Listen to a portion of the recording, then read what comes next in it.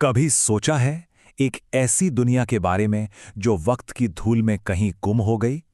आज हम ठीक ऐसी ही भूली बिसरी सभ्यता के राज खोलने वाले हैं। नाम है रंग महल। तो सवाल यह है कि राजस्थान में हनुमानगढ़ की रेत के नीचे आखिर दफन क्या है? चलिए एक सफर पर निकलते हैं, एक ऐसी खोई हुई दुनिया की परतें हटाने जो हजारों साल पहले जीती जागती थी। जरा सोचिए, एक विशाल नदी के बारे में जो अपने किनारों पर जिंदगी को पनपने का मौका दे रही है। ये थी प्राचीन सरस्वती नदी। हाँ, वही जिसे आज हम ज्यादातर सूखी घग्गर हकरा नदी के नाम से जानते हैं। और ठीक इसी के किनारे बसी थी एक चहल पहल वाली बस्ती, रंग महल। तो ये रंग महल सभ्यता थी क्या चीज? अच्छा, इसे एक ताम्रयुगीन मतलब कॉपर एज संस्कृति की तरह समझिए। मतलब एक ऐसा जमाना जब तांबे के औजार और हथियार चलते थे। और पता है, ये लोग उस समय के पावरफुल कुषाण साम्राज्य के साथ साथ थे। और जैसा कि आगे पता चलेगा, इन्होंने अपने पीछे कुछ ऐसी चीजें छोड़ी हैं जो हैरान कर देती हैं। मगर सवाल ये उठता है कि आखिर एक पूरी की पूरी खोई हुई सभ्यता को कोई ढूंढता कैसे है? ये सब शुरू हुआ एक डेडिकेटेड टीम और सालों की कड़ी मेहनत से। तो चलिए इसकी खोज की दिलचस्प कहानी में चलते हैं। तो बात है 1952 की। डॉक्टर हन्ना रिद की लीडरशिप में एक स्वीडिश टीम इस रहस्यमयी जगह पर पहुंची। पूरे 2 साल तक उन्होंने बिना रुके बड़ी ही सावधानी से खुदाई का काम किया। और फिर आया साल 1954, जब रंग महल ने आखिरकार अपने सदियों पुराने राज दुनिया के सामने खोल दिए। देखिए, रेत के नीचे से मिली हर चीज अपने आप में एक कहानी है, अतीत की पहेली का एक छोटा सा टुकड़ा। तो इन खजानों से हमें उनके जीवन, उनके विश्वास और उनकी दुनिया के बारे में क्या पता चलता है? वहां से वो सब कुछ मिला जिसकी एक फलते फूलते समाज से उम्मीद होती है। जैसे रोज के इस्तेमाल के लिए खूबसूरती से बनाए गए मिट्टी के बर्तन, बिजनेस के लिए तांबे के सिक्के, शायद डॉक्यूमेंट्स पर मोहर लगाने के लिए कांसे की सील्स और मन को मोह लेने वाली मिट्टी की मूर्तियां। और यकीन मानिए, कुछ चीजें तो वाकई कमाल की थीं। जरा इस नंबर पे गौर कीजिए, 105। पूरे 105 तांबे के सिक्के मिले।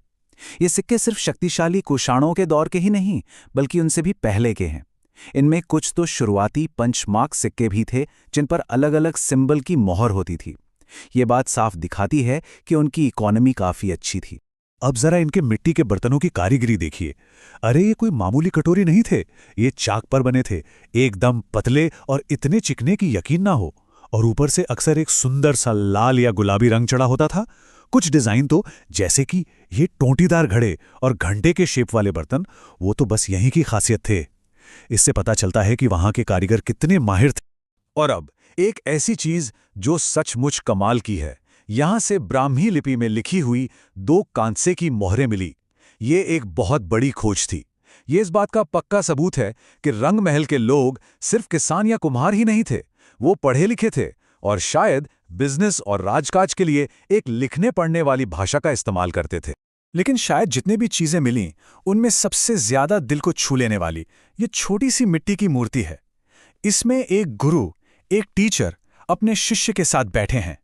ये एक बहुत ही खूबसूरत इमेज है। ये एक ऐसे समाज की तरफ इशारा करती है जो सिर्फ दौलत शोहरत को ही नहीं, बल्कि ज्ञान और सही रास्ते को भी बहुत अहमियत देता था। इतना ही नहीं, वहां गांधार स्टाइल में बनी दूसरी मिट्टी की मूर्तियां भी मिलीं। अब ये गांधार स्टाइल क्या है? ये एक ऐसा आर्ट फॉर्म है जिसमें ग्रीक और इंडियन दोनों का असर दिखता है। इससे एक बात तो साफ हो जाती है कि रंग महल दुनिया से अलग थलग नहीं था। ये विचारों और कला के एक बहुत बड़े नेटवर्क का हिस्सा था जो दूर दूर तक फैला हुआ था। ठीक है, तो हमने सिक्के देखे, बर्तन देखे, मूर्तियां भी देखीं। अब जब इन सारे सुरागों को एक साथ जोड़ा जाए तो उनके रोजमर्रा के जीवन की कैसी तस्वीर बनती है? चलिए एक जासूस की तरह इन कड़ियों को जोड़कर देखते हैं। सबसे पहली बात, वो लोग माहिर किसान थे और उनकी मेन फसल थी चावल। लेकिन वो कोई कच्ची झोपड़ियों में नहीं रहते थे। नहीं, उनके घर कच्ची मिट्टी की ईंटों के नहीं, बल्कि मजबूत पक्की ईंटों के बने थे। ये एक डेवलप्ड और वेल ऑर्गेनाइज्ड सोसाइटी की निशानी है जो लंबे समय तक टिकने के इरादे से बनाई गई थी। लेकिन यहीं पर कहानी में एक ट्विस्ट आता है। रंग महल की कहानी में एक गहरा और थोड़ा परेशान करने वाला राज भी छिपा है। ये सिर्फ बसने की कहानी नहीं है, ये बार बार उजड़ने की भी कहानी है।